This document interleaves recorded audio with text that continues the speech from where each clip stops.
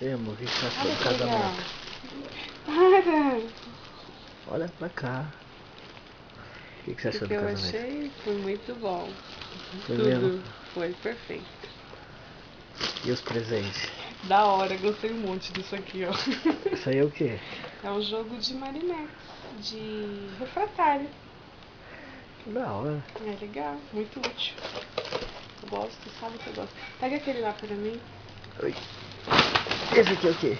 Tem mais coisa aqui dentro, ó. Ai, a câmera velha. Esse aqui foi a sua tia, amiga. Deixa eu ver. Não achei, né? Não, outro presente.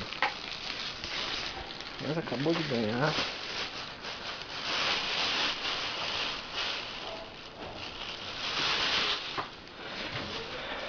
Ó, tem umas caixas grandes aqui, hein? O seu irmão. Meu irmão, ué. É.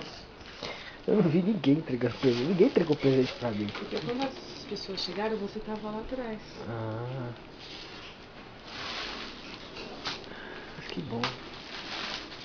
Nem Isso queria. aqui foi a Aline. Qual? A Aline, sua amiga. A Aline, irmã da Denise. Ah, que da hora. Aline, mano. Aline? Caramba. Foi a mãe dela que mandou pra gente. Ah, tá. Dona Nossa, Marcia. que legal. Gostei também. Claro que o nosso vai ser Tatsuko, né? Claro. Mas eu gostei. Eu gostei. Isso aí dá pra fazer um jantar à luz de vela. Aquilo ali a gente já sabe o Só que é. colocar a vela com água dentro. Esse aqui.